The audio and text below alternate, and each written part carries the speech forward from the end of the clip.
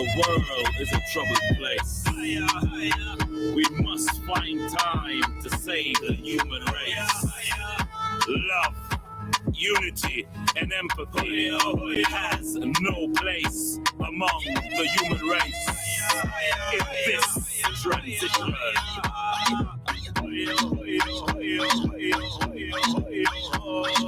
When we live in love and harmony and show respect with unity, only love can set us free to fight injustice wherever it be.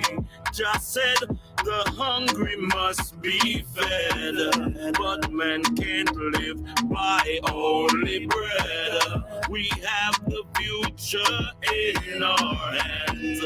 Let's take the trot to the promised land.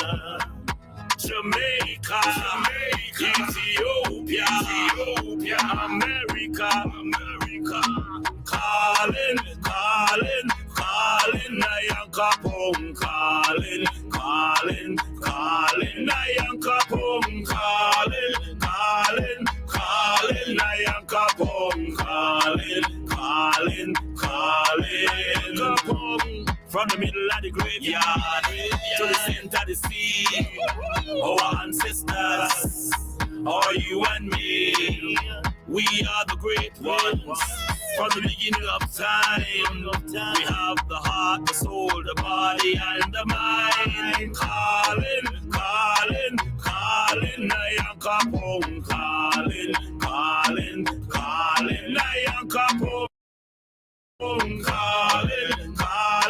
calling, Nyankopong, calling. United we stand, divided we fall. All for one and one for all. Some never know themselves until them back against the wall.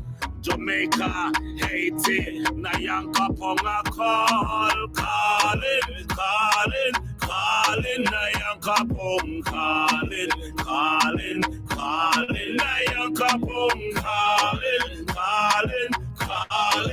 Nyankopong, calling,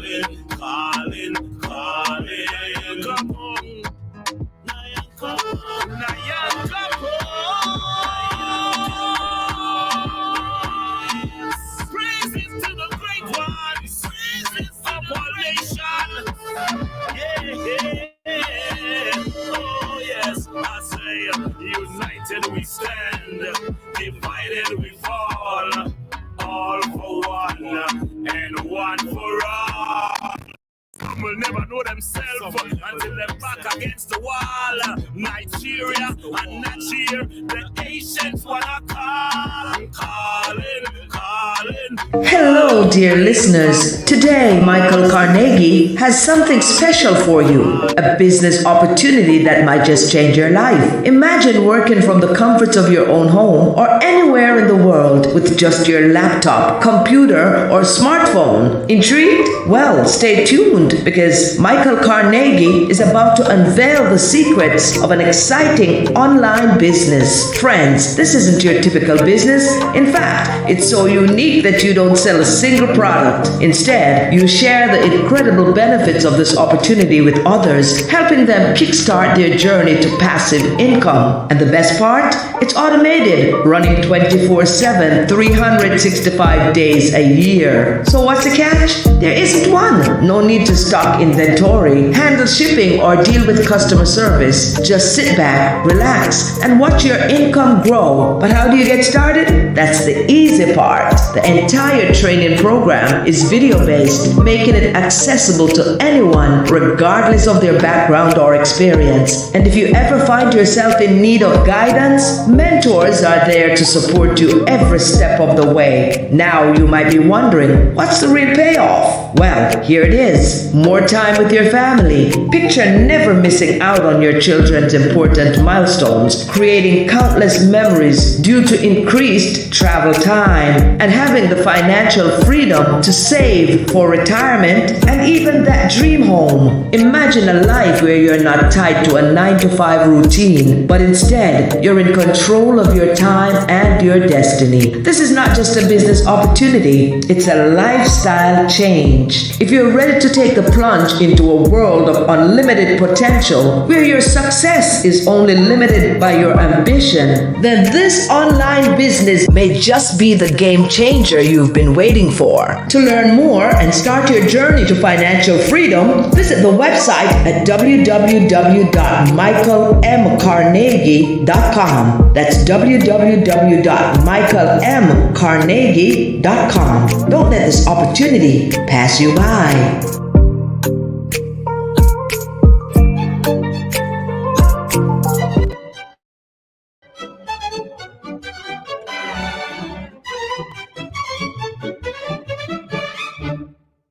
Ah, the government. It loves you and wants to keep you safe and well. It even wants to make paying taxes, fines, and court costs easier for you. How? Well, you'll need to meet your straw man. He was born the same day you were. He looks like you, has the same name, and lives in your house, but you never knew he existed. You will have even paid his parking tickets or taxes. The worst part? He's been dead from day one. From every birth certificate, a legal personality, or legal fiction, is created with the same name to confuse little old you into thinking it's you. So there's a human you and a paper you, or as it's commonly known, a straw man. So when it seems like government officials, court clerks, or the police are speaking English, they aren't. They're speaking legalese, designed to make you agree to verbal and written contracts without even knowing about it, all spun from Black's Law Dictionary. For example, when the police say, "Do you understand?" you'll say, "Yes." What they are really saying is, "Do you stand under our authority?" Oops-a-daisy, you just created a verbal contract with them. Oh, you clever government. Did you know that whenever you register something, you are handing over title to the person you register it with? That's right. Whenever you register something with the government, they assume it belongs to them. Registered your car? Super! Now you are the registered keeper of your vehicle, and the government can crush it when you don't pay your, straw man's taxes. Expecting a new bundle of joy? Well, then you need to register your little darling with a birth certificate. Then they can start the process all over again and create a new straw man for your little one. Isn't that great? So when Junior grows up, he'll be able to generate revenue just like you have. When you notify on your baby by signing the birth certificate, your child becomes a ward of state. And if the government doesn't like what you're doing, they'll assume it's okay to take the child away or make new rules for things they don't like. Not enough school? Smacking your child? Shouting too loudly? Then it's off to social services for the little one. When you get a bill, it's sent to you but belongs to your straw man, not you. That's why bills, fines, and summons start with Mr., Mrs., or Ms. Sometimes you'll see your surname in capitals, just like on a gravestone. That's because your straw man is dead and just a silly piece of paper, created before you could comprehend or even consent to it. When you go to court, you represent your straw man. So you, the human, take on any costs, fees, taxes, and fines involved for the straw man. The human you doesn't even need to pay them. But you made a contract with the court by appearing on behalf of your legal personality or straw man, just like the government knew you would. Confused? Well, don't worry. The government doesn't want you to know anyway. If you knew, you'd stop paying things like council tax and parking tickets. Because when you go to court, you are representing your straw man. You are you, alive and made of flesh and blood. Your straw man or legal personality is a piece of paper created from your birth certificate. And you think it's you. What a silly Billy. Would you like to know more? Well, then go over to tpuc.com. Yes, sir. Want to know more? You're at the right place at the right time. Tonight is a great night. we are joined by our brother, the Sheik, again. And it has been a while. We've been, you know, yearning to get back some knowledge, and he's here tonight. I have to say thanks to Brother Nigel, Brother Kareem, and of course, we also have Sister Angela, Brother Jackson, and Sister Janet is here, and Brother James. I know on our YouTube we have brothers and sisters out there. Brother Danny, big up yourself. Yes, it seems as if Danny is going to be on the YouTube. If you come on and you can't get on, please just go on YouTube and put in your questions. So we are uh, into our 10-minute segment, and I don't want to waste a lot of time. He is no stranger to the brothers and sisters. 10-minute segment. Let me please mute your phone. Let me mute your phone. Sister Janet, the order of the day when you come in the classroom, please mute your instrument. I just did it for you, but thank you. So, as I was saying, he's no stranger to us. And without any further ado, it gives me great pleasure to introduce to you Sheik Page. Grand Rising, my brother. How are you? Islam. The Islam. Sheikh Page Bay. Sheik Page. Islam. Yeah, Islam. Islam. Much Islam. love and appreciation, my brother. Thanks for having me here again. Islam. Yeah. So yesterday, we were getting some of the resolution when it comes on to the law and the codes and some of these regulations that they are putting on our people. The piece I just played a while ago, I think I needed to go there because what we are finding out is brothers and sisters, need a bit of refreshing as to why we're applying to change our status, why we are assigning ourselves nationality is not and not citizenship. So I had brought my uh, brother Page here to carry on because he's much versed when it comes on to some of the challenges with the UCC and the ILO, some of these codes that they are putting forward. This morning, I was very much pleased to put my hand on the Black's Law Dictionary that a lot of people take for granted. She have these ammunition, should I put it that way, at his disposal. So, yeah, yeah, those ammunitions. So, Yeah. I will let you take from your point of teaching where you want to start from tonight as far as connecting with our brothers and sisters through their nationality. Islam. First and foremost, I'm risen, giving all perfect praise to Allah, the Father of the universe. All praises be to the Most High. We give highest honors to our Prophet, Noble Drew Ali. Peace be upon him. And we give honors to His Excellency, the Marcus Messiah Garvey. May peace be upon him. All the divinely led prophets. To name a few: Buddha, Confucius, Jesus, Muhammad, Islam. Give honors to all those here tonight and everything that is honorable.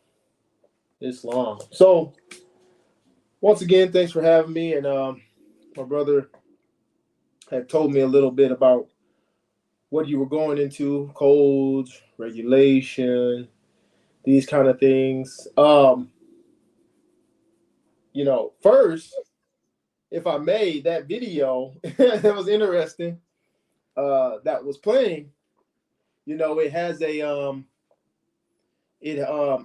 the right narrative, but one of the things that we got to understand is that the blatant acts that we are saying are happening. Like in the video, she said the government made the birth certificate to trick you. Now, it may be tricking, or it may be deceptive, but they didn't make it to trick you. And, it wasn't made to do that. It has a function, but that function is not readily known by most individuals. We'll put it that way. The birth certificate is a bond. How do we know this? Because they don't, when you went to school or graduated from elementary school or something, when they give you a little certificate of achievement, they don't put that on check paper or bond paper. They put it on a regular piece of paper through, and put it through the printer and send it to you. The birth certificate is printed on bond paper, and it usually has security features and things like this of the sort. It is a certificate that is showing an evidence of a debt. The debt that is showing is the debt that the state who took it out owes to your family or to your estate name, what they owe to that straw man account.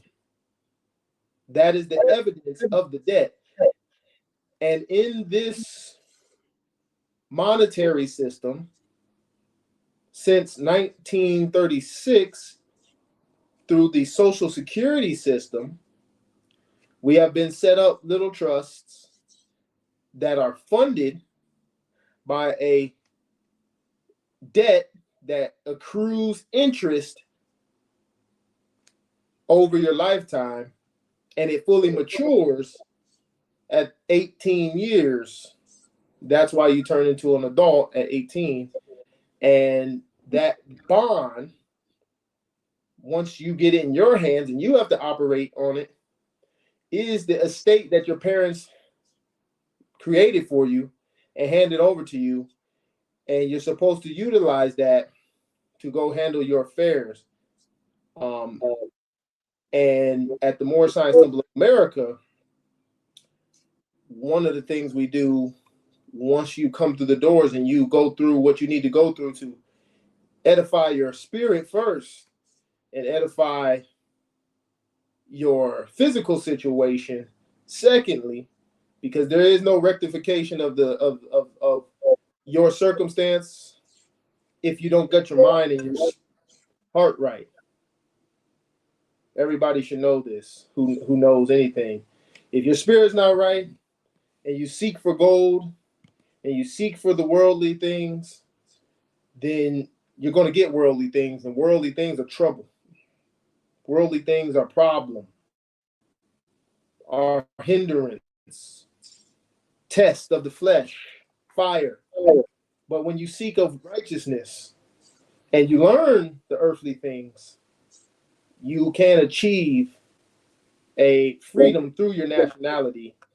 And that's what we teach at the Moore Science Temple of America. So please get in contact with our chief here, our brother Ross Gedites, and if you want to learn more of the true way to stand on your rights as a national, proclaim your nationality in your government, which, whether people told you or not, the federal government of melanated people on the Western Hemisphere mainly is the Moore Science Temple of America. Now, if you done never hear that before, that's because people have been keeping your birthright from you, because they've been keeping Prophet Noble Drew Ali and the true missions of Marcus Garvey away from the people. But that's why brothers like myself and our brothers Ross Gadites are here to dispel this information, because this is a new era of time. So, in short, with the bond and the birth certificate, understand that they are only tools used against you by your own self, in the sense that you just don't know what to do with them, or your family and parents don't know what to do with them. So therefore, the best things in the hand of somebody who doesn't know how to use it becomes a harm to him. The worst things in the hand of a master become a good for him. So it's about learning what's going on truly with these things and what to do with them. It's not about them being used to send you off or to take control of you. If you understand that as above, so below, the flip side is you can utilize them to take control of yourself. If somebody can use those things to take control of you, then you can use them to take control of you. You see? All right. Now, Before go ahead. I want to encourage brothers and sisters tonight, not just to be in the class, but utilize the presence of the sheik with any questions that you may have. Lurking, you may have some curiosity, you may have something to ask the sheik, ask him because I can witness for him. So during the course of the class tonight, feel free to get to know our brother. All right, that's what I want to say. I yield. Islam.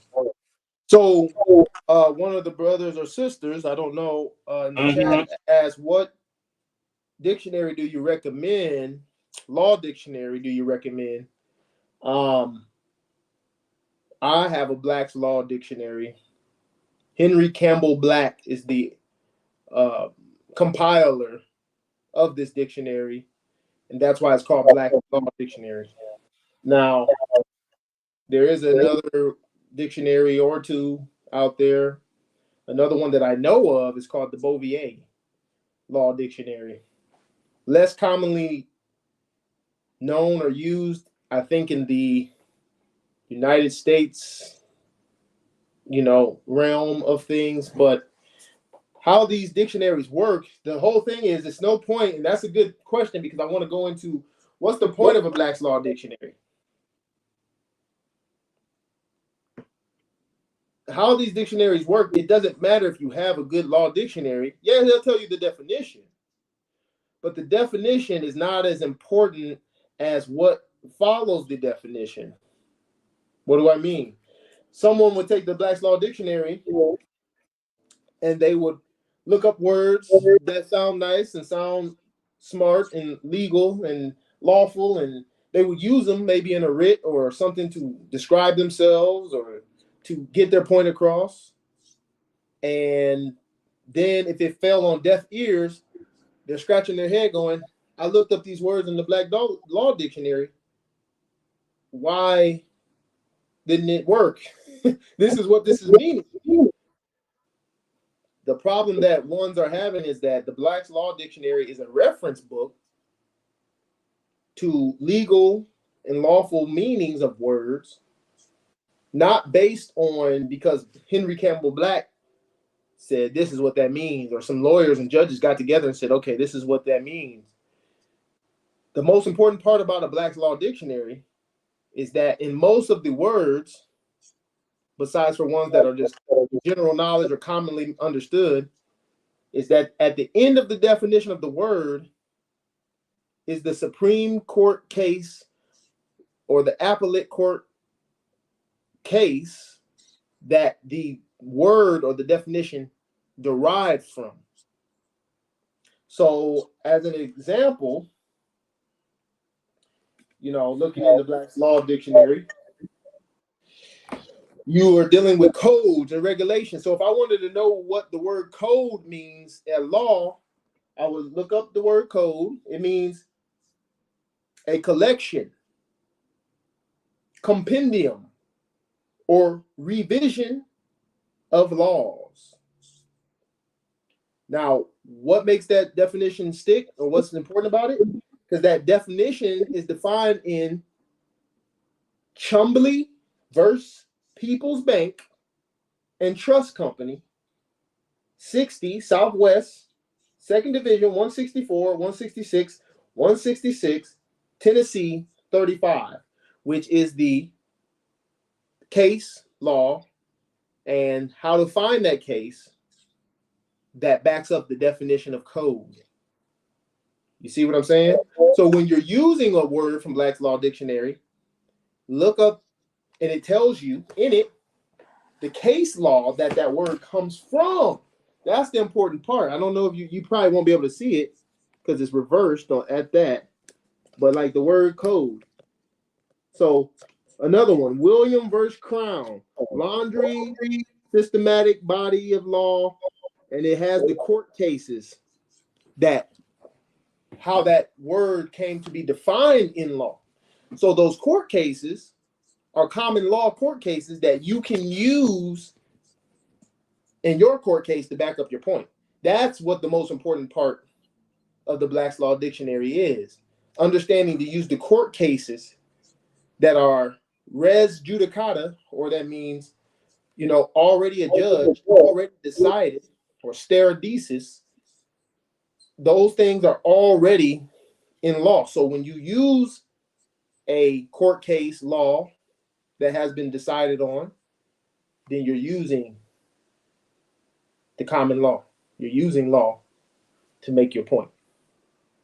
Okay? So that's very important. We use the words, but the court cases substantiate the words. And the court cases you can use to say, hey, I'm not just talking out of thin air.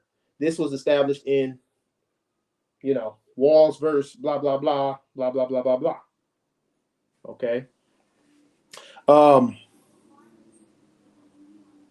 What are the steps from A to Z to take control of your estate, your property, and why is my documents requiring LLC, EIN, dot, number, DUNS, etc.?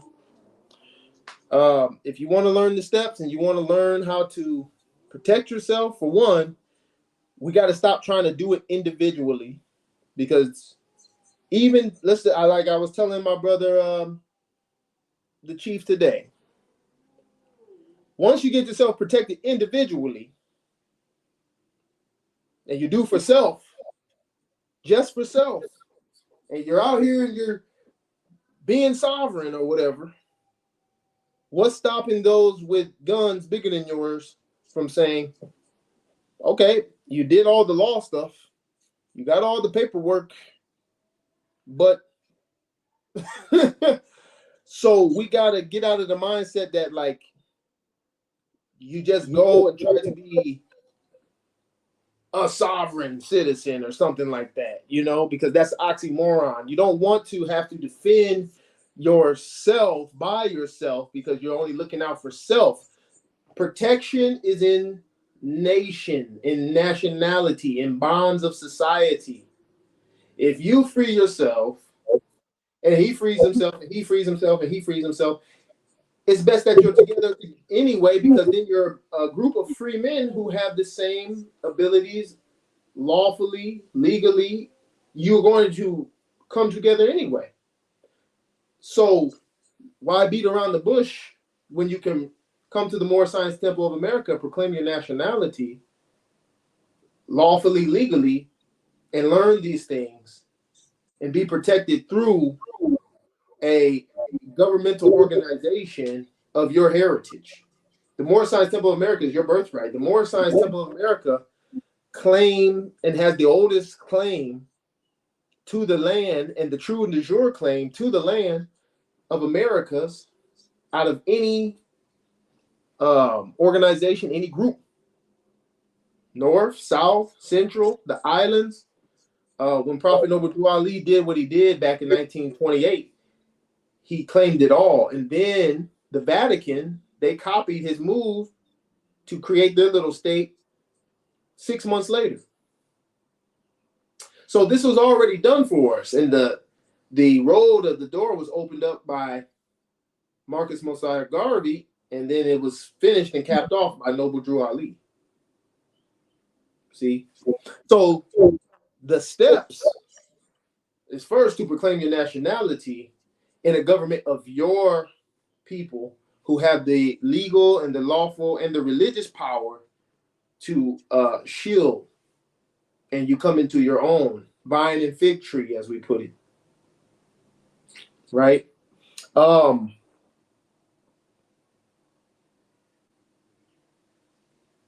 And why is my documents requiring LLC, EIN, and all these kind of things? Referring back to that video, when they were saying the bond and the straw man and all that kind of stuff, there's many different things I could say about that video that would clarify some of the stuff that they're attempting to say, because some of it is sensational a little bit. They're saying what people want to hear, but they're not going into the lawful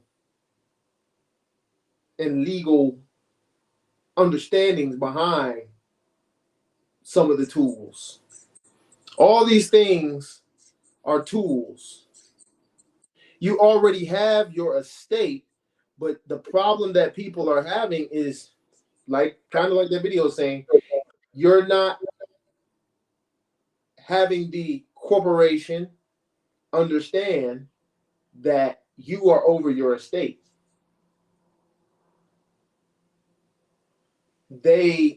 It's the other way around. Your estate is over you because nobody's come to claim the estate. So since the estate is over you and the estate is a corporation, it's a straw man, as they called it, and nobody's claiming it, then the state that you're in or the federal government or whatever, they claim it because somebody's got to claim it. Now you say, well, I've been doing the paperwork. I've been doing the things. I've been taking care of the business on behalf of it. Yes, but remember, dogs bark at dogs. If you started barking at a dog, people are looking at you crazy. Even the dog, because he doesn't know what you're talking about because you don't know his language. So the point is, corporations talk to corporations. If you're trying to talk to them as a flesh and blood man and they're a corporation, then where is that stack of papers? Where's that corporation's ears? That corporation works through agents. Those agents represent the corporation to receive documents and correspondences on behalf of the corporation, to speak in the language of the corporation with other corporations who are represented by their agents. So if you want to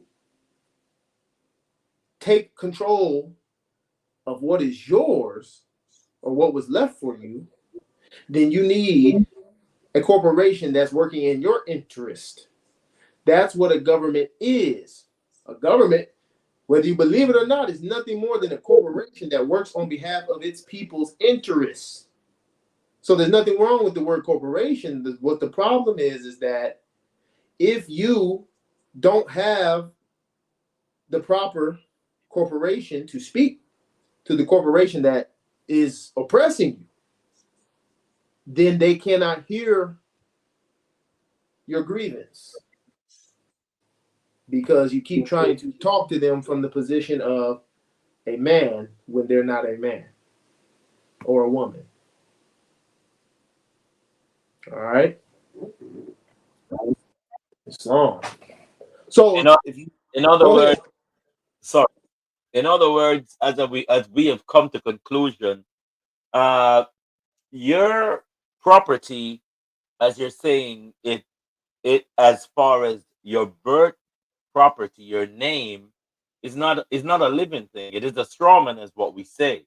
It's created in that entity. So whenever you are acting in that capacity as the strawman, you have to use language as in writing notification to the corporation, because the corporation is the dead entity and the strawman and the corporation has something in common because they're both dead. Yeah, so your straw man is nothing more than a trust that your parents created for you. The United States is a trust that, believe it or not, is the interest or a corporation of the creation of our ancestors, because it's based off the Constitution, which is based off the principles of divine law. And so You have to look at it like, if I'm dealing with a trust, then I need to learn how to express trust language. I need to speak to their trust, because all corporations are trust. All businesses are trust because they take multiple people. Therefore, trust must be had. Let's not go so high tier. Let's go to the words and what they truly mean to people of the spirit and of the heart. When I say trust, we should think brother and sister, nationhood, one for all for one, in this together. I can leave my doors unlocked at night in a neighborhood that is filled with my people. I can leave my bike on the front lawn at night and wake up in the morning and it's still there. It has to start there. That's trust. That's business. Because you would not go into business and break bread with somebody you don't trust anyway. I hope not, or you would be a fool to do business with a fool. Right? So trust, all businesses are trust because they are bonded on peoples who have relations based on a common goal. So your straw man, your trust, your trust account needs to, if you're going to represent it or you're going to claim it and you're going to utilize it, you need to think of this whole commercial paradigm as business. Stop trying to interject your private indigenous self into the matrix. Why are you going into the matrix? Let the bots you control go into the matrix, and the bot that you control and that you have the claim to is your estate, which is what we calling the trust, the straw man, and all this kind of stuff. Stop trying to go into his realm to do what he does. That's the big problem. You walk into a bank and say, I'm sovereign, I'm indigenous, and I want an account without a social security and without a license or ID from the state or anything. It doesn't happen not because you're not sovereign and indigenous and all that, but that doesn't matter because they can't hear you without the things that they need for their computer systems to process your situation. But you do have the laws, right, to protect yourself privately so that it's no big deal to go do commerce publicly.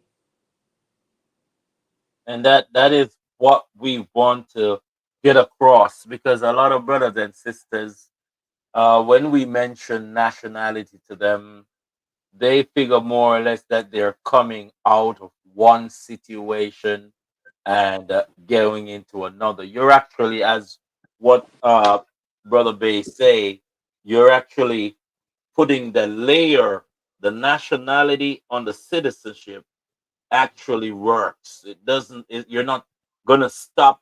You're still a citizen in the eyes of the corporation because that's how they register you. But when you become a national now, that citizenship, it's not the priority. I have something that I want to play that talks about exactly what you were trying to bring forward with the trust. I don't Well, know. let me say this Go ahead. Go ahead. because of the question. I see. So you are saying that the Nyankopong and the More government is also a trust through which we, the sovereign, would function through using the documents providing. Am I correct?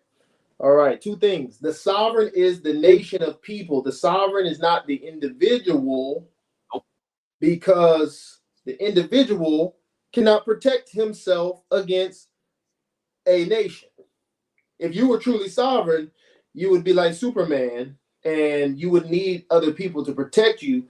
We find our sovereignty through nationality because then that affords us the rights to come together to be able to work on common goals together to protect each other, because unity is the key that is pleasing to Allah. Now that and then I also want to say that what I'm saying as far as like what the brothers touching in on citizenship and stuff, what the Moorish government does, what the Moorish Science Temple of America does, is your straw man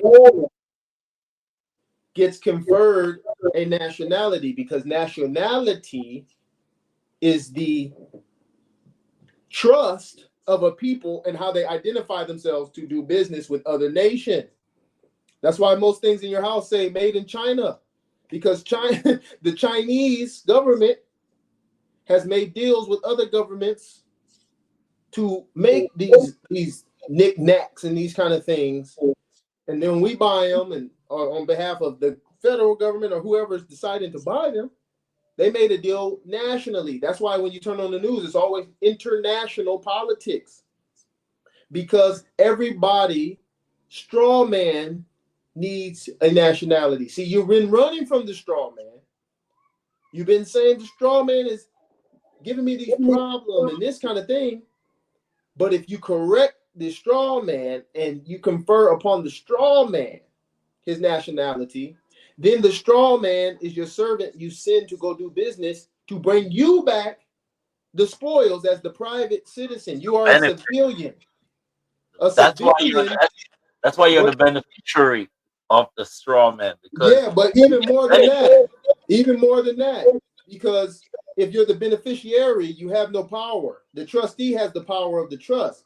You are the sole proprietor. You are the heir apparent. You are the sole heir to your trust. So when you're the sole proprietor, when you're the sole heir, you now call all the shots because it was made for you by your parents for your benefit. So not only are you the one that is at the age of 18, you become the grantor, you become the trustee, and you are the beneficiary because you are the sole proprietor. Sole means one, proprietor means owner.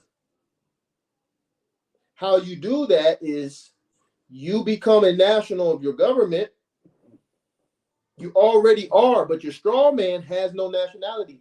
Remember, your straw man is a corporation, a stack of papers that doesn't have power. But when you confer upon it its nationality, now it fits into that corporation as a national.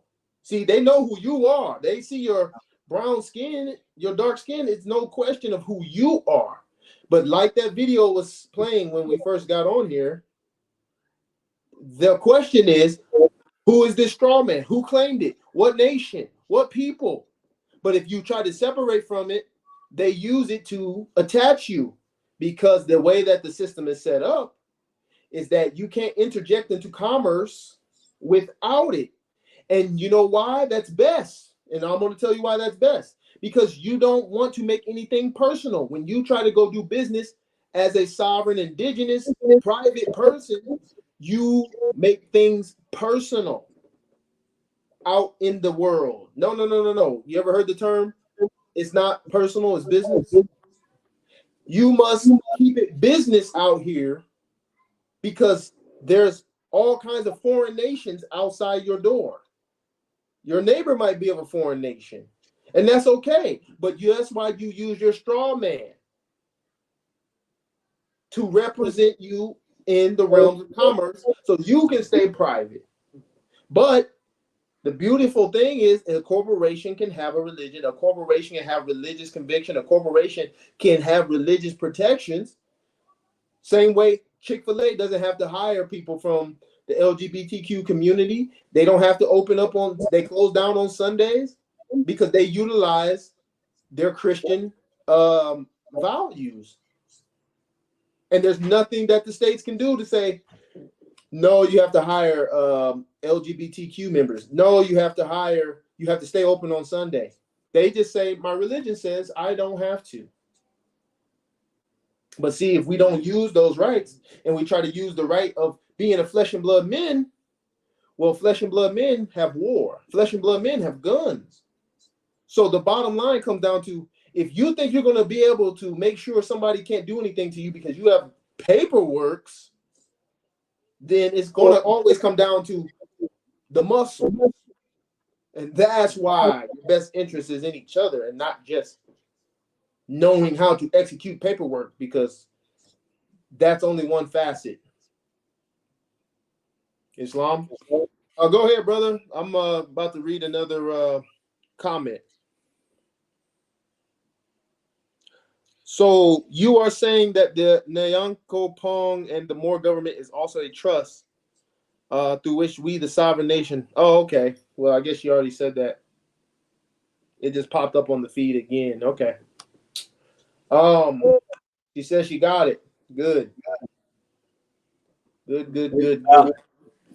Can I Yes. can I play, Go can I ahead. play? And by the way, Sheik, I just got my letter. I just got my You my got your more. nationality Yeah, identification card. yeah, I got Praise that. I Allah. got so great. Good. Yeah, moving in time. So I want to play this because it summarizes most of the things that you're saying, and I want brothers and sisters here to know that we're just talking off of the top of our head, because this is becoming something that is a day to day, and we have to get used to it. They're not going to give us our right, because states cannot give living man and woman right. Yeah. We We already have one. here, they don't have a heart to give rights or Already eyeball. got them. Yep. Yeah, we Yeah. already got them. All we got to do is enforce them. But we I- have to know how to enforce them in the peaceful way because it's already laid out for us. The problem is that we are misinterpreting the way. That's all. We're just misinterpreting what's going on and what we can do and how we can utilize it. Mhm. That's all. Some people hold the keys to this and some people don't know at all. Right? But the Prophet Noble Drew Ali, he figured this out back in 1928. So, we just got to catch up to the ball. But go ahead and play the video, my brother. All right, hold that thought. Hold that Mhm. thought. This is the creation of the birth certificate, and it's just elaborating when the government did what they did, and how we're at the crossroad where we're at right now. Just read a quote from Edward Mendell House and what he had to say in a private meeting with Woodrow Wilson, president between 1913 and 1921, from the private papers of Woodrow Wilson. Quote, "Very soon, every American will be required to register their biological property in a national system designed to keep track of the people, and that will operate under the ancient system of pledging. By such methodology, we can compel people to submit to our agenda, which will affect our security as chargeback for our fiat paper currency. Every American will be forced to register or suffer not being able to work and earn a living. They will be our chattel, and we will hold the security interest over them forever by operation of law merchant under the scheme of secured transactions. Americans, by unknowingly or unwittingly delivered the bills of lading to us, will be rendered bankrupt and insolvent, forever to remain economic slaves through taxation secured by their pledges. They will be stripped of their rights and given commercial value, designated to keep us a profit that will be none the wiser. For not one man in a million could ever figure out our plans. And if by accident one or two would figure it out, we have in our arsenal plausible deniability. After all, this is the only logical way to fund government, by floating liens and debt to the registrants in the form of benefits and pledges. This will inevitably reap us huge profits beyond our wildest of expectations and leave every American a contributor to this fraud, which we will call social insurance. Without realizing it, every American will insure us for any loss we may incur, and in this manner, every American will unknowingly be our servant, however begrudgingly. The people will become helpless without any hope for their redemption, and we will employ the high office of the president as our dummy corporation to foment this plot against America. Having established plausible deniability, even if people become enlightened that they had a remedy and pursued it, the attorneys, judges, and legislators could claim that they did not understand the people's claims, especially if the technical requirements for achieving it were not followed pursuant to statutory requirements. Requiring the public schools to teach civics, government, and history classes out of federally approved, politically correct textbooks written by the publishing houses, owned by the owners of the Federal Reserve, would assure that the people would not discover the remedy for a long time, if ever.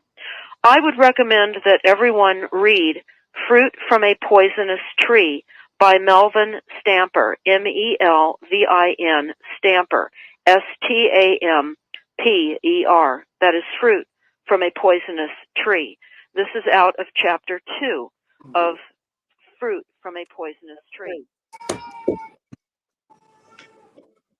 Wow, that's a lot of ammunition right there. That's a Yeah, lot of ammunition. Yeah, yeah. yeah. Now, yeah, I like that. I know that book, Fruit of a from the Poisonous Tree. Yes, we need to get that. Crystal, you have that book? Anyone here have that book? Mr. Taylor, you have that book? I had to went online. You can go online and you will get excerpts from it, beautiful excerpts, because we just want to know the hardcore of what this story is. And it's about the trickery that they did in 1933. And up to this very day, they have us like we're dummies. As you hear, the lawyers, the judge, and the attorneys, they are in on this act. So you telling yourself, I'm gonna get me a good lawyer. There is no such thing as a good lawyer.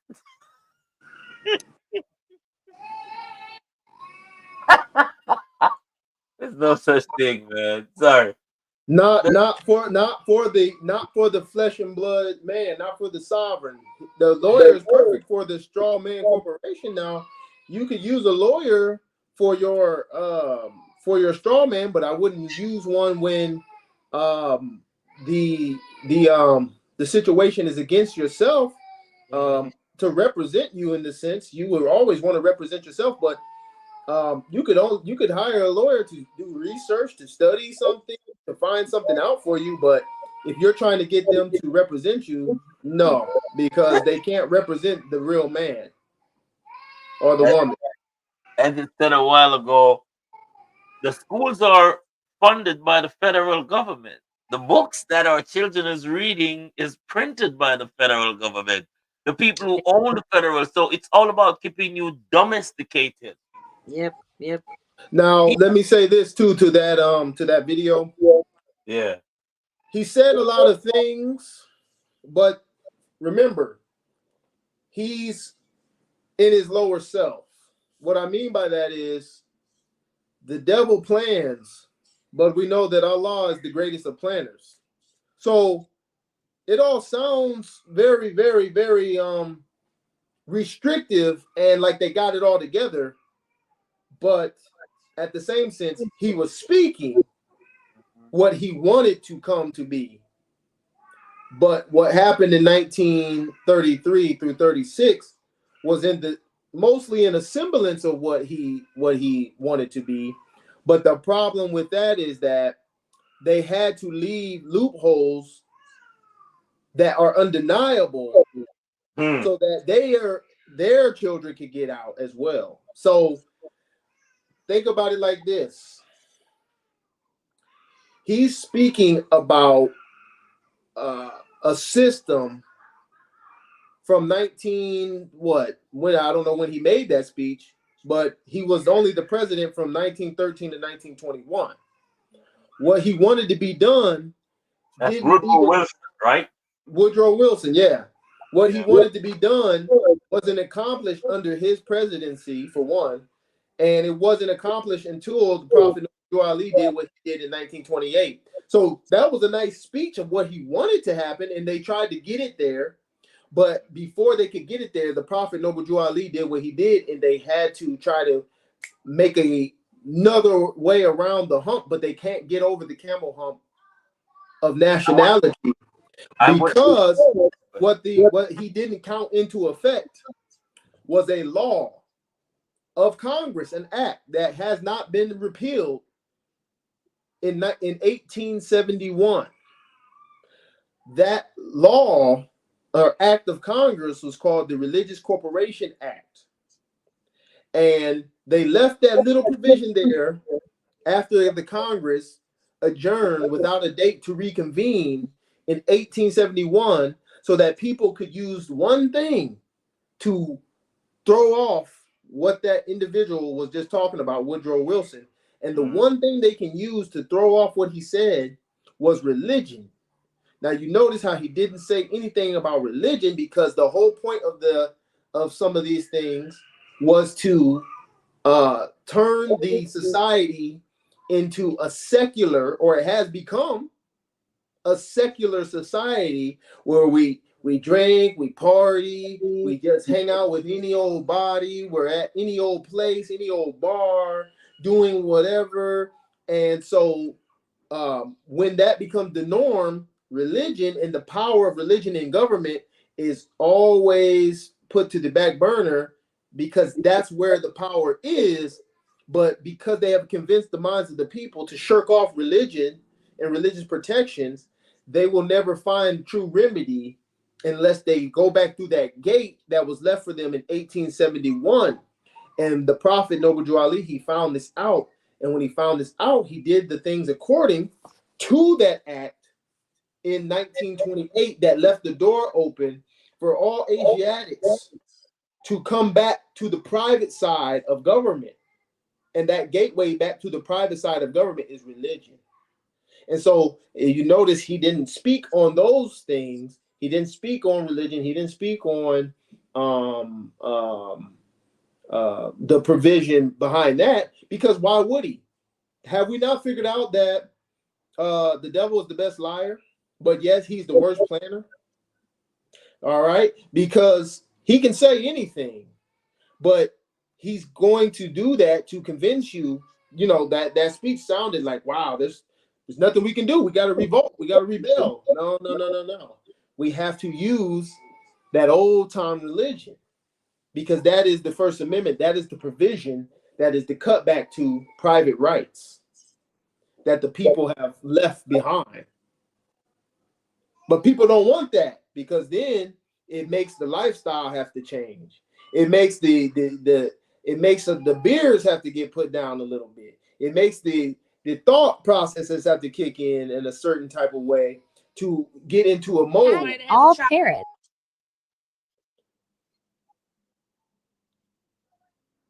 Sorry about that. Okay.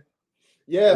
So this is the thing that is hard to get people to see, is they want their cake and eat it too. See, we want to be sovereign and do what we always do at the same time. No, great sacrifice comes with great freedom. And this is one of the points that we must, as a people, understand, that we have to sacrifice the ways of the world to receive the abundance of paradise right here on earth. But we can't have earth and all of the pleasures of earth and the pleasures of paradise at the same time. Which one do you want?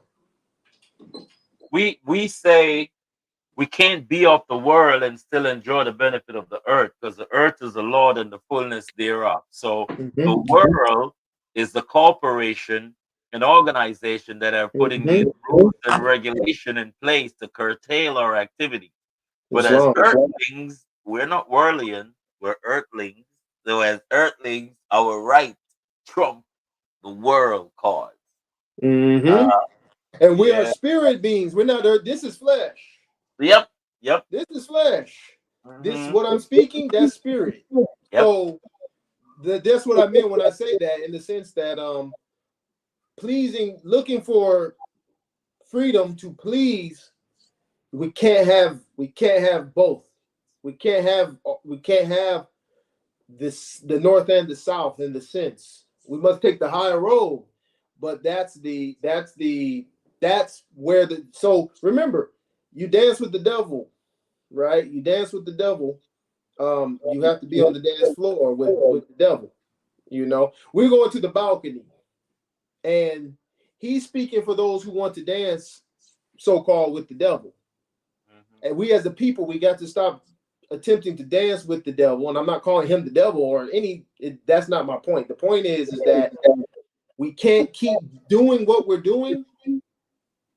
And just because we got some paperwork and stuff, it changes. We have to change all of this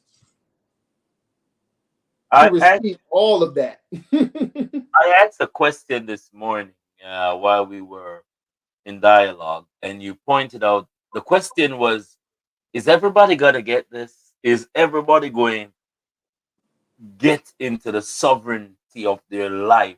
Or is everybody going to get it? Or some people are just not going to get it? And you were Some aren't explaining going to get it. some are just not going to get it. Some aren't going to get it, brother, because it's not their time. Some people won't wake up. Some people are going to hear what I'm saying and suck their teeth, or whatever. But it really doesn't matter because there's a number. There's a number that the Almighty already knows. Oh, And you better hope that you're in that number because he's going to fulfill his number.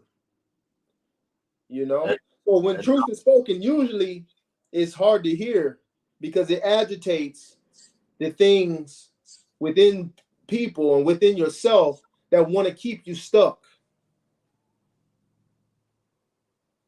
And when you feel that agitation, that is usually the signal it's time to expand, or something in you is stirring that doesn't want you to hear, doesn't want you to change, doesn't want you to comprehend. You see? So, yes. And I wanted to point out a couple definitions. Carry on. He said in there the mercantile, he said, what did they say? Merchant law.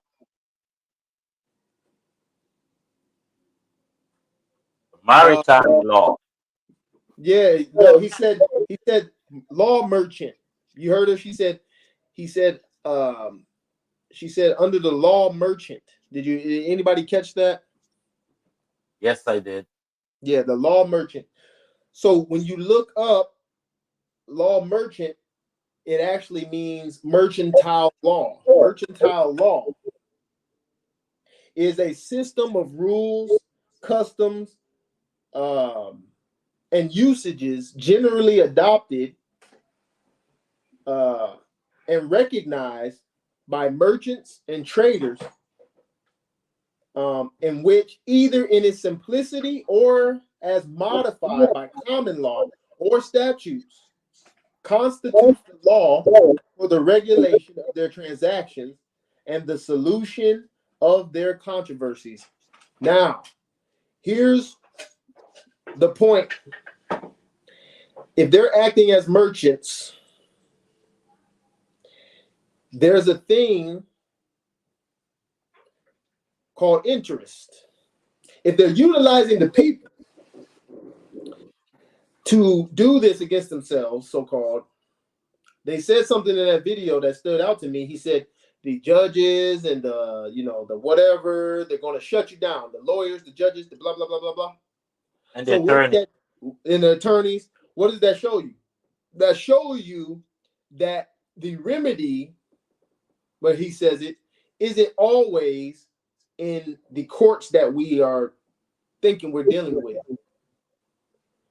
But those aren't the only people. If you're dealing with merchanting, there's a myriad of different people you can deal with. And if we're dealing with money, if we're dealing with transactions, debits and credits, then why would you only just go to the so-called judges and the courts and the lawyers when you're supposed to be able to take over the affairs of your own estate? You got to go to where the money's at. Like people say, follow the money, right? Now, the courts are banks, by definition. Courts are banks. So it's not that they don't honor some of the things where everybody gets messed up at is if you go to a bank and you try to speak law, common law at the bank, don't be surprised when they say, like he said, I don't know what you're talking about. I don't understand you. So banking, money transactions are all about performances, meaning things must get done. This thing must go to this account. This account must transfer to this account. This paper must be forwarded. This check must be submitted. You got to sign. You got to see when you're doing banking and money transaction, it's a lot of movement. It's a lot of signing. It's a lot of paperwork. So we're going to court and just speaking on what we think, or we're speaking on the law. They say, I don't know what you're talking about. But if you perform and do actions and treat the court like a bank, like it is, and you bank with your trust, and you speak and you submit bonds, and you do what banks do, what financial people do, now you're speaking their language. Now you're doing the executions and the things that they were doing or attempting to do to you. You're doing it for self, and you're figuring out the puzzle now. This is why I said speak trust, because trust are businesses, corporations, banks, trust. That's why they always say such and such bank and trust company. In the olden days, banks are trusts. So if we want to overcome a lot of this commercial situation that we're in, wouldn't it make sense that we learn commerce and banking? Since that's what they're all doing. You're living in a merchant world. Yeah. And the So product. don't be bad. Learn merchanting. Yeah. That is, as he said a while ago, that the corporation does not encourage certain teaching. That's why you will hear them teach you about history and a lot of the things to really keep you distracted. They're not going to teach you about how to manage your estate. And I think I usually say that it's a bad thing overall, because keeping people in a domicile situation is never good. Ignorancy to the law is no excuse. But then what we see is that brothers and sisters who are not too knowledgeable of it, there's an avenue where you can get knowledgeable. Nobody don't have to sit and let their estate rot to pieces. You can take up your estate, and your name is your property. Look at your name as a living, walking property. It's just it doesn't have a heart. You have to lead your estate, and I think that is what we're trying to impart with each and everyone here, to feel confident taking care of your estate. Be very confident. You know. Yes.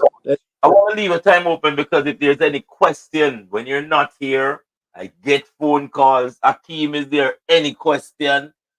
I want the them talk to the sheik, ask question. So, because I was talking to my brother Taylor today, and I was telling him that I like to lead by knowing, not believe. So I want to walk through the fire and then tell you the temperature it is. I don't want to guess it. So anyone here have any question, we can allocate at least 5 to 10 minutes for you to ask the question that you've never asked to the Moorish temple. Is there curiosity? I see people out there ask the question. Is there any question? Yes, please ask. And as people get their questions together, I will say that it's all about equity, suretyship, trust. These are things that you should research. I have private services. If you need to reach out to me and you need to get help to get your estate together, I do help with those kind of things, so forth and so on. So, reach out. I left the website on here, morishamericans.org. You can always email. And if you need help getting your estate together, that's the services that I provide, things like that. Equity. We deal in private equity. So just throwing that out there, you know how to get in touch with me. Hold on. Doctor, you asked a question if the merge has made us yet. We are working as alliance. We're working as one. I have put myself into that position. I just received this is my Moorish document. I don't know if you could see it. I can try to take off the settings so you can see what I have in my hand. This is what I received today, and it's a start. You know, we're brothers long before I got this paper, but to the corporation now, when they come over and say, "Hey, Russ G, let's have a talk," I have both my Nyankopong documents, my Moorish documents, because what we have to understand with the corporation is that it's very sly, and it will find ways and means to take us out of our square. What Marcus Messiah Garvey has told us, and what frightened the brothers and sisters who was oppressing our brothers over here in the place they're calling America or the US, is that Marcus made a threat, and this threat was, I'm going to stay right here in America and I'm going to talk something, and it's going to resonate all the way over on the planet, on the continent, Africa. This is what we're doing now. That's Dr. Judith. The Moors here, the Moorish temple right here, must know that whenever they face a challenge and we have the remedy, we're going to assist them. And when we face a challenge and they have the remedy, they're going to assist us. This is how Noble Juwali and His Excellency Marcus Messiah Garvey was thinking as a globalist, as people who wanted to have their liberation, not just only in the United States of America, not only on the continent of Africa, not only in the Antilles, the Atlantis Islands. You know what I mean? We want to own our destiny globally. So when we make these alliances, it's better for us. If we can live peacefully amongst the oppressors with their ignorancy, we can work out our differences with each one of our brothers and sisters and find solution. I believe we're not competing, we're complementing. This is not a competition, it's a mission. It's a mission. And as much as I said to our brother Bay that within the length of the spear, the tip is different from the handle. The middle is different from the tip, but they all comprise into the spear. And we have to learn to use these spear, these diplomacy that we are given by the ancestors. We must be bold and use it. It is evidence that we do have a working in a standing, because as the date draw closer to August the 17th, that's when we're going to pick some fruit. We're planting seeds right now, and we're going to have a great harvest coming on August the 17th, because it's going to be real. People are going to feel it. And the powers that be that are ignoring our notification will have no other choice but to read the notice. We're here. Yes, it's bomb. And may I say, just to the good doctor's point, the merger was made with the covenant of Abraham. See, we're all Moors, we're all Maroons. It's this isn't um to me, it's not a situation of are we together? We're together because we already are all Asiatics. We are already a people. We know that. The emphasis here is dealing with the other corporations so that we are able to enforce our rights.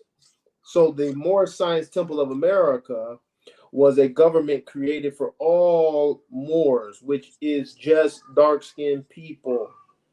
Okay, so if you're or olive-skinned people or people of Moorish descent, there's only two types of people in the world.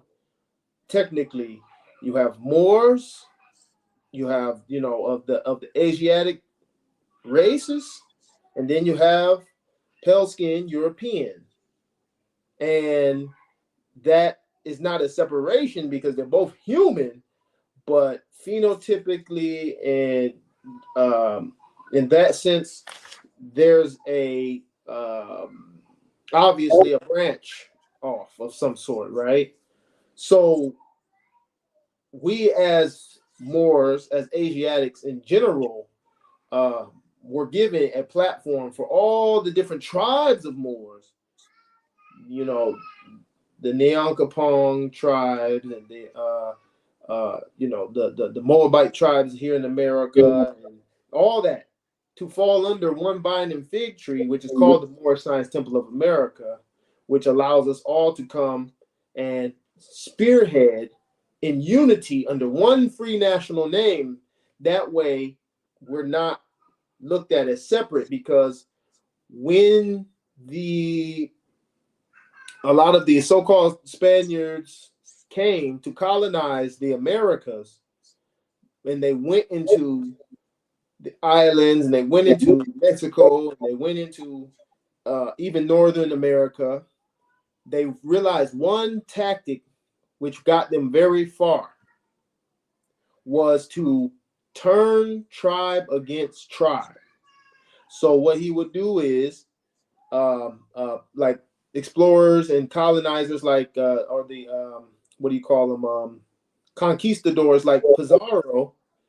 All they realized was that, oh, some of these Moors have problems with their brothers. So what we'll do is we'll go to them and say, hey, we're on your side because he was talking about you. And then we go to the other ones and say, hey, we're on your side because he was talking about you.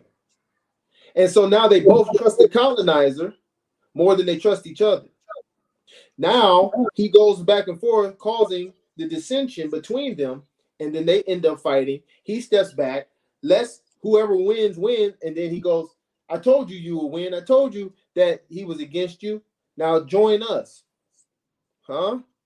So when we start to go, well, we need to fall under one free national name because that allows us to have the unity to make the government one big movement. And what we call each other privately and tribally is amongst each other. But remember, nationality is your corporate name, your free national name to represent your corporate interests with all the other corporations of the world. Nigeria is a corporation. Jamaica is a corporation. Florida is a corporation. They're all corporations. So you need a corporation that represents your interests. And that's what the Moorish Science Temple of America was created to do on behalf of Nyankopong, Cometian Moor, the ones who are Native American or call themselves still, Washita, the indigenous folks of America in general can fall under one free national name. So we don't have to play the tribal game with those outside of ourselves because they like to use that against you. So one name shows unity. Yes. So with that, I will yield. Yeah. There's more questions.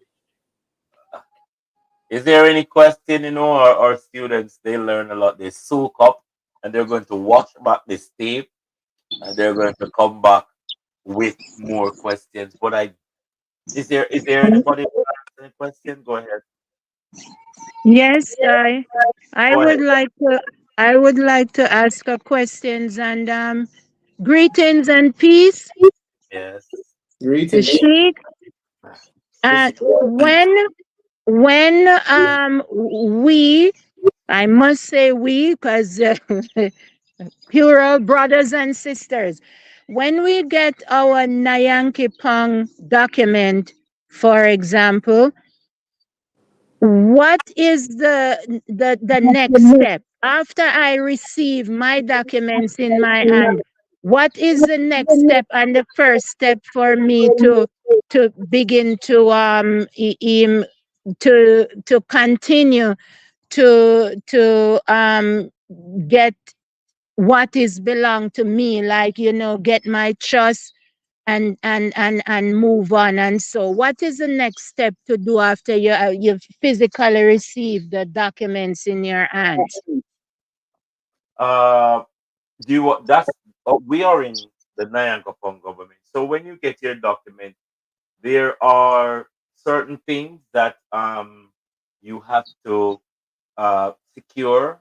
As to, I don't know, you're in Canada right now, so we encourage our brothers and sisters to copyright their name after they've done their status change. And after you've done your copywriting your name, you move to the next level where we're forming trusts now, where you can put your property underneath that trust. We're doing notification. One of the first thing you have to do, as what we've been telling you, is notify the principals. So whom you're contracted as a straw man. So copyrighting your name is the same as notifying the principal, or is it that next step? Copywriting your name is to secure that when you get into certain situation, your name is your property, belongs to you. So you trademark your name, aka copyright your name. So it belongs to you. Because now your name don't belong to you. It's not your property. You're an abandoned property. But you're doing a status change, and the status change have different stages as to reclaiming your status. Who are you when you're on your declaration? I don't know if the Yeah. Sheik want to elaborate more on that, but Sheik, you heard her question. No, sorry. Somebody tried to call me and it just kicked me out. So please, sorry about that, sister. Could you restate? It's relating to her Nyankopong document. She's asking Oh, what are some of the steps that one should take when they're reclaiming or doing their status change, whether it be Nyankopong or the Moorish temple. She's on the Nyankopong protection right now, but it's the same process as to changing your status where you're taking ownership of your name, which is your property. well, what we do at the Moorish Science Temple is kind of like I was telling you guys earlier. We don't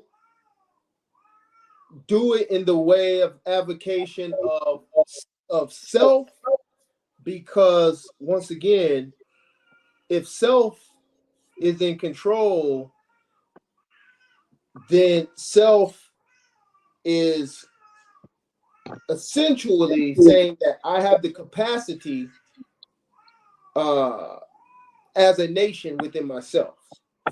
So how we go about it at the Moorish Science Temple is making you a part of the nation through public proclamation, because when you proclaim your nationality at the Moorish Science Temple of America, you lay claim to that land by way of your ancestral birthright and tie to the America, because and protected by the Constitution. See, we enforce the Constitution of the United States of America to make sure that those provisions, like the First Amendment, are adhered to.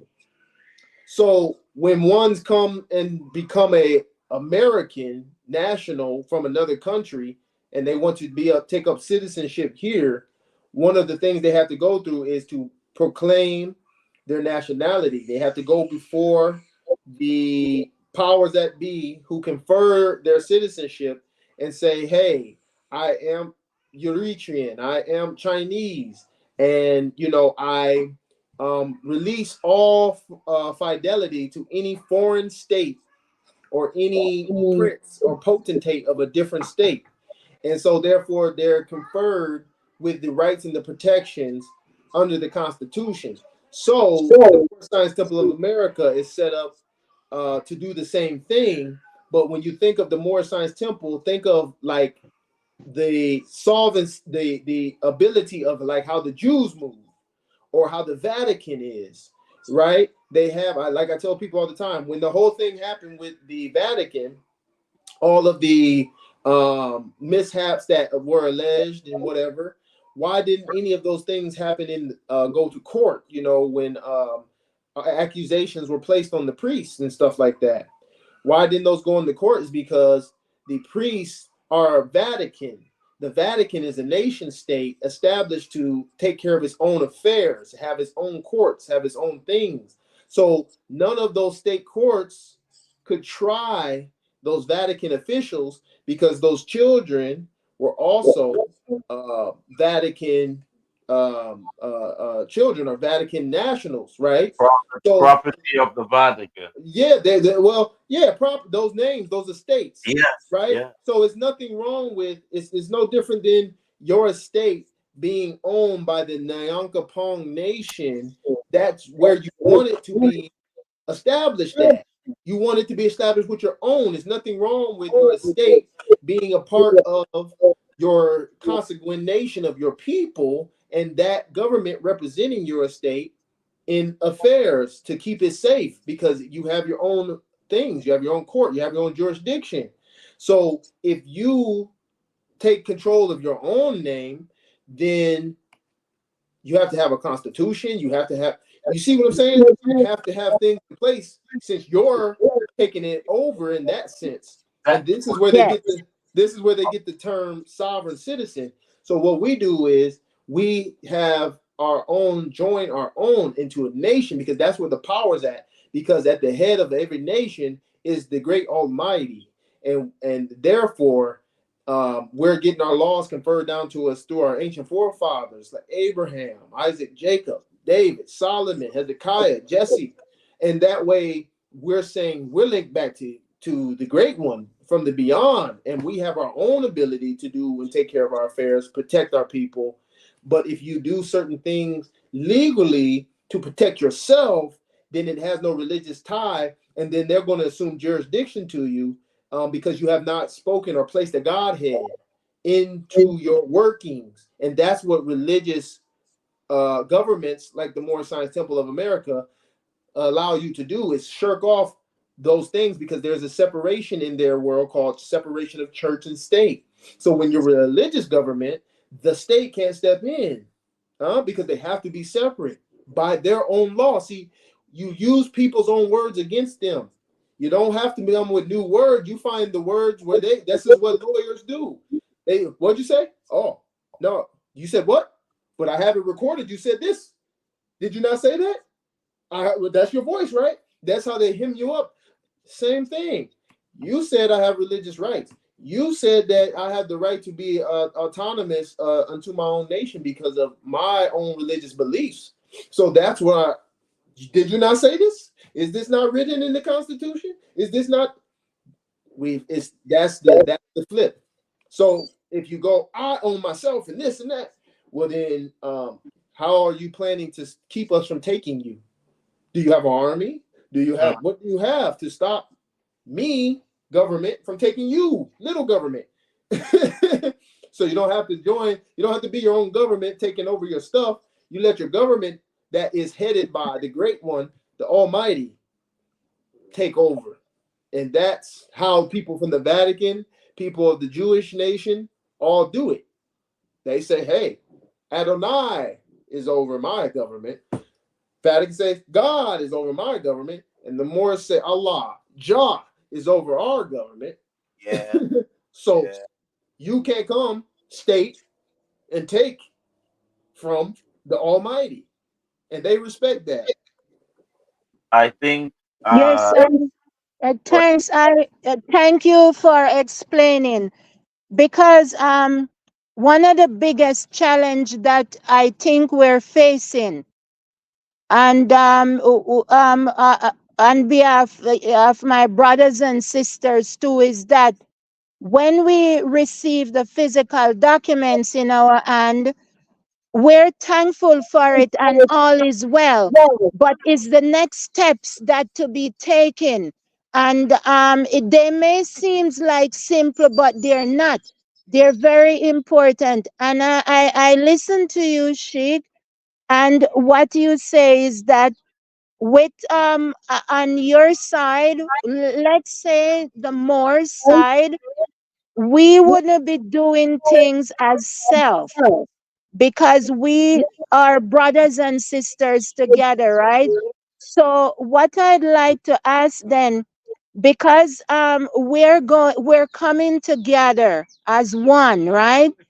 Some people would say amalgamate, right? Just because of the language that we speak, meaning that we're all coming together as one. So should we now who are in training wait for some more help? When you come together as one, then we wouldn't have to be doing things just by oneself. We would be doing things together. Like, I'm thinking, for example, if I'm to copyright my name, the first thing after I get my documents from Nyankopong, and there is other steps to be taken too. I also hear of another example where you come of age and you sign a documents, right?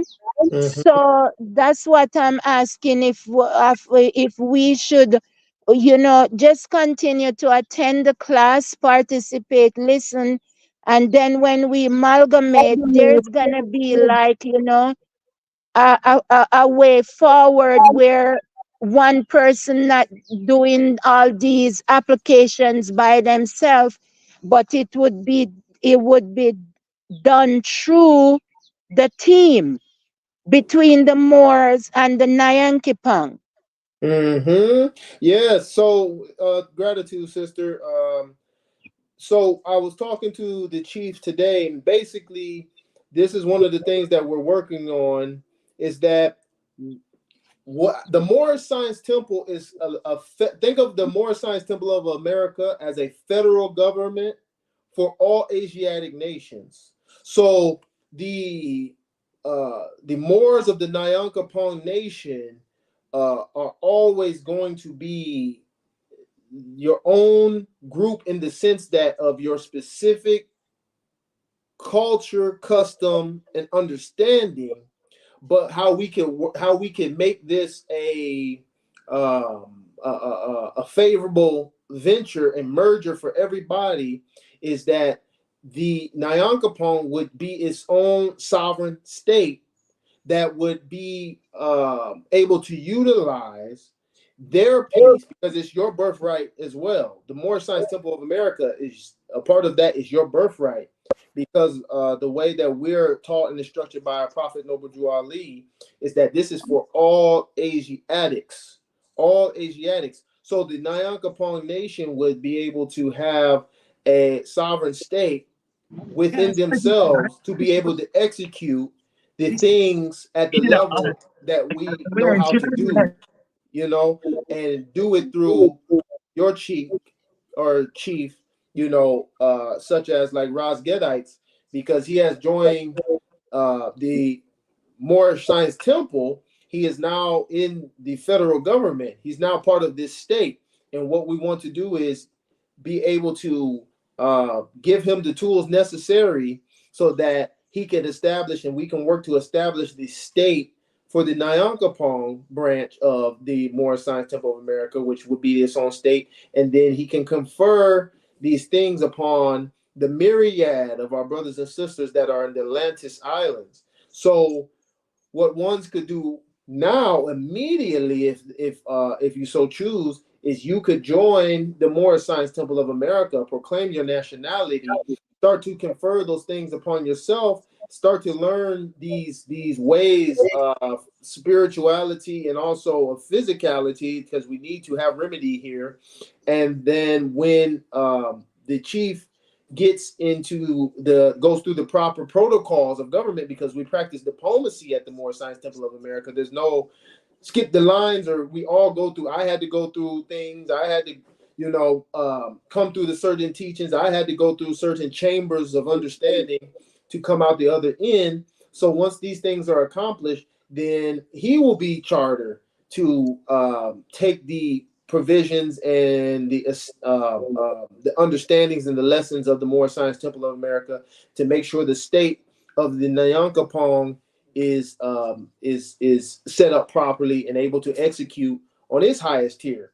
And everybody who was a part of this goes through that with him can then move into that new state once it's established on behalf of our Nyankopong tribe brothers and sisters, so that you can, resume your activities, but as a part of the union of all the different branch states of the Moorish Science Temple of America. That's how it was set up, because that's the same way that the United States is. Remember, you have the federal government. Everybody gets mad at the federal government, but they're nothing but the representation of all the different states, whether it be Ohio, Indiana, Wisconsin, whatever state, they all come to Congress and represent their state. So it's the same thing with us. The Moorish Science Temple of America is the federal government, but Temple 27 is a state. Nyankopong will be a state. They would be, to say they were Temple 18, the Nyankopong Moorish Science Temple of America.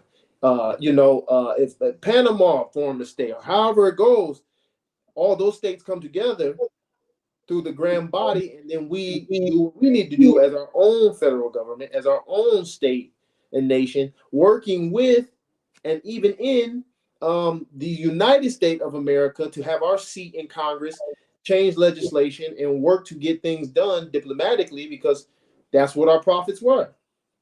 The Honorable Marcus Mosiah Garvey was a diplomat. He don't, I know if you were to put too much pressure on him, maybe he would probably pop you in the mouth, but he would use every other avenue before that had to happen. Same thing with Noble Drew Ali. He's a diplomat first, but we have these means and these tools to act governmentally to get the things done that we need to. It just takes our unity.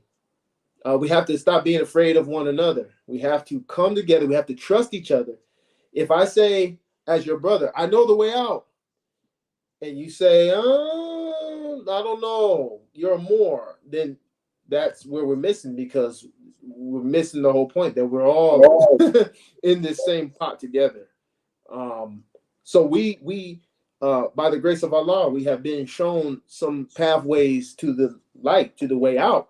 And so all we need to do is follow protocol as a people together and go through the right avenues so that we can come together on this thing and share this, and make sure you are getting out into the light as well. Brother, it Yes, is. thank you. So, just one last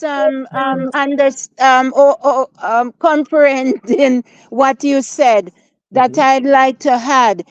Um, at this stage where we're at, like for example, a person who already have a Nyankopong maroon documents, or we say ID2, Yeah. it's okay right now that we can also begin to get our move towards getting our Moore's ID2.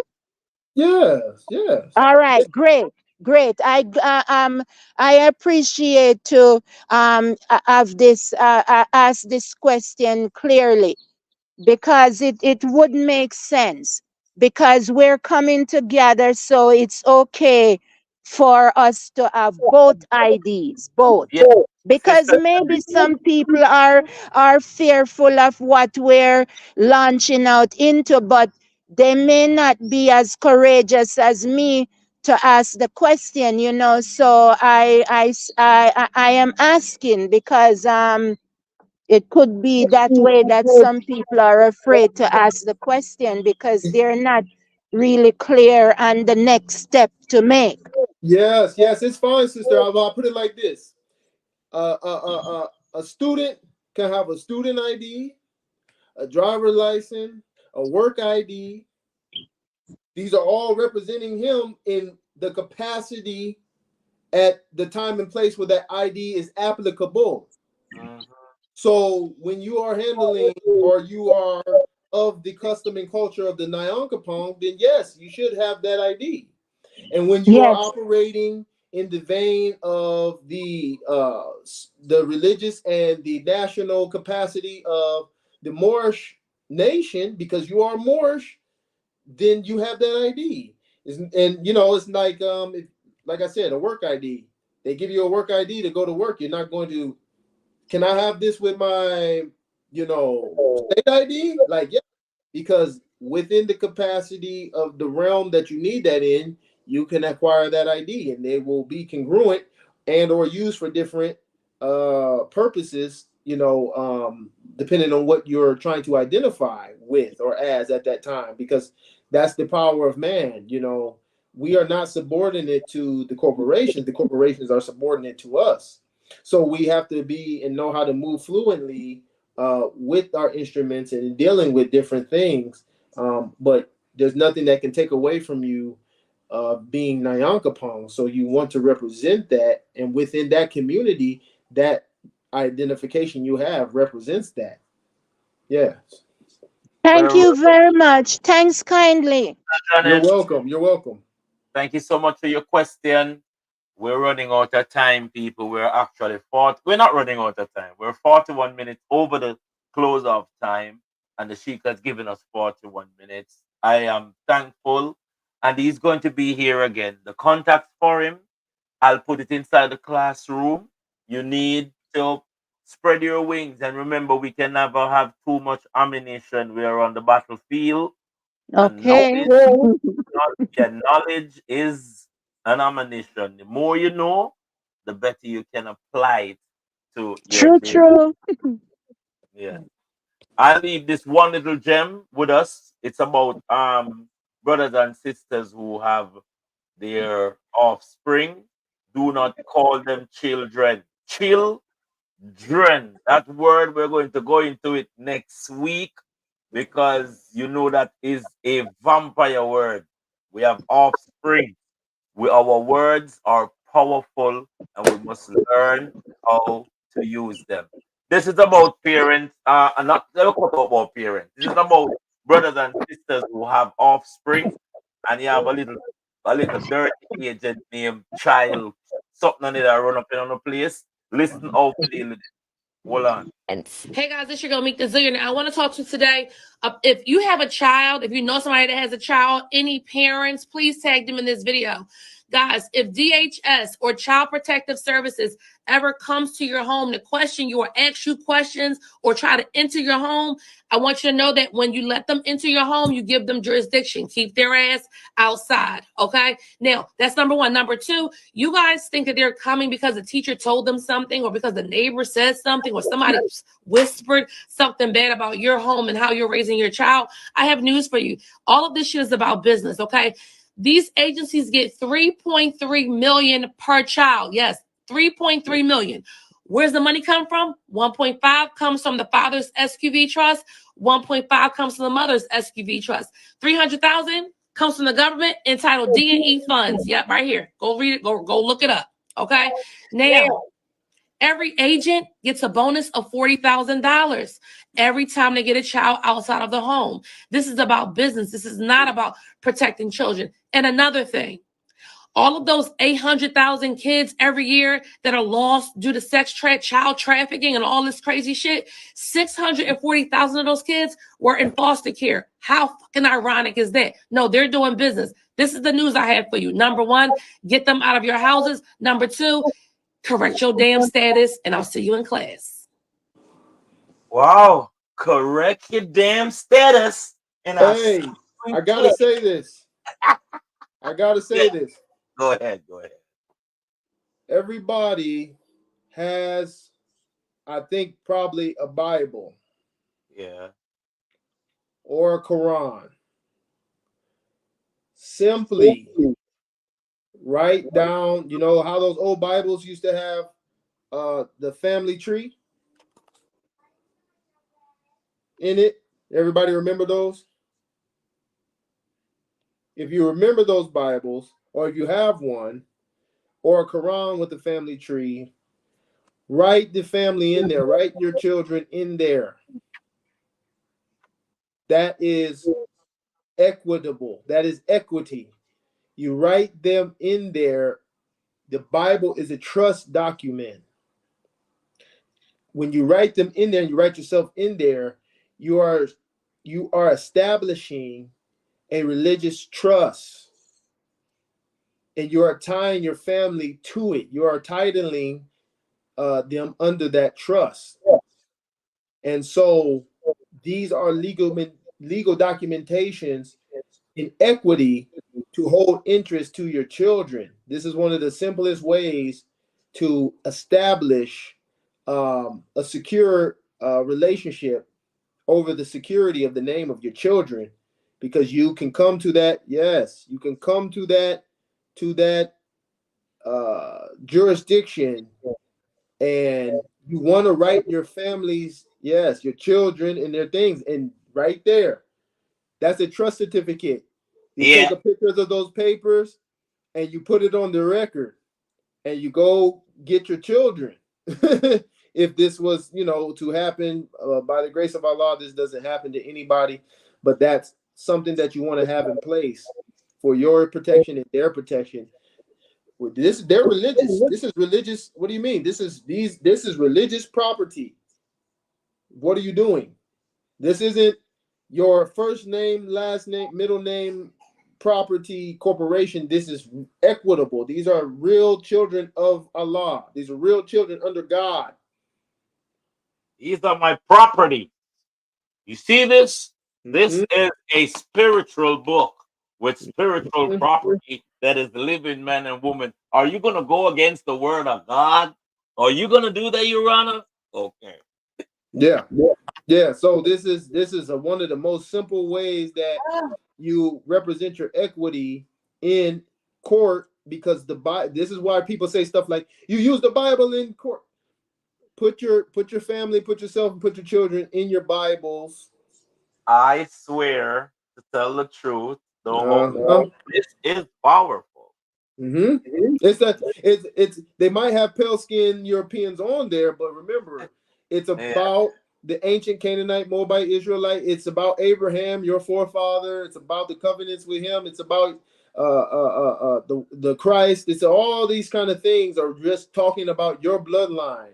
They know it's about your bloodline and all this kind of stuff. You should know it. And so when you put your children and your family in there, you're making an equitable claim, at least at prima facie, in the first instance, to say, hey, we are represented in a religious capacity. Here's my children in here, not in your thing, because they were written here first. Here's their birth date, and here's them. This is dear to the heart. This is dealing with spirituality. This is dealing with God. So separation of church and state. Your children in your Bible. Chief, thank you so much for coming on. People are saying, our brothers and sisters are saying, it's an inciting class as usual. Iron sharpeneth iron. And I believe that if we're 1 millionaire living in the community amongst brothers and sisters who are not in that status, we're in danger. All of us need to know our worth, so we know that we're priceless. Someone was saying something? Okay. Oh, I just said yes, and I want to close on this, brother, and I'm gonna leave it alone. Go ahead. We are not in a fight against flesh and blood. Pale-skinned people, Europeans. Not all. They're not every Moor is good, and not every so-called European is good. Our fight is with lower self and fear. Fear is the enemy. Lower self desires and passions are the enemy, because they keep us from thinking clear. They get in the way and they misdirect our vision. These people are just the evil people who do some of these things can look like you and me, or they can look like somebody else. It doesn't really matter. The point is that evil, fear, is the enemy, and you fight fire with water, right? And so forth and so on. So just remember as we come over these things, it's going to be easy because we don't have to fight with people. This isn't that kind of thing. It's up here, right? It's in here. And everything else is going to fall in place when we do what we're supposed to do. When we love instead of hate. This is the key. Love is the key. Not affection, smushy, love of self-preservation, love for the children is going to power us to do what we need to do to make sure that they have a future. That's true love. Self-sacrifice. I yield. Islam. Thank you so much, brothers and sisters, and thank you so much, Sheik. Tomorrow, again, we will do it over, hopefully not this long. Tomorrow, we're dealing with an ambassadorial pathway to Nyankopong. Please join us. We will have interesting topics discussing and showing you ways as to how you can promote our nation, you know what I mean, our legacy that our ancestors has given us. Thank you so much. At this time, you can open up your portal, because when we say we shall be, it means that we are victorious. We shall be. We shall be. We shall be. We shall be. We We shall be. we shall be. We must find time to save the human race. We shall Love, be. unity, and empathy has no place among the human race. We shall be. We shall be. When we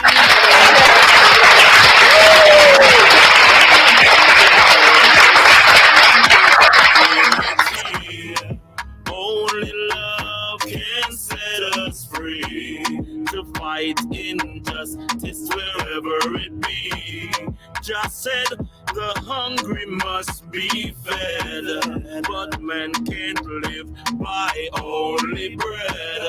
We have the future in our hands.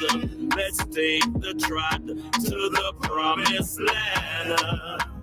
Jamaica, Ethiopia, America, calling, Nyankopong, calling, Nyankopong, calling, Nyankopong, calling, from the middle of the graveyard to the center of the sea. Our ancestors, are you and me? We are the great ones. From the beginning of time, we have the heart, the soul, the body, and the mind. Calling, Nyankopong, calling, Nyankopong, calling, Nyankopong, calling. United we stand, divided we fall. All for one and one for all. Some never know themselves until them back against the wall. Jamaica, Haiti, Nyankopong a call.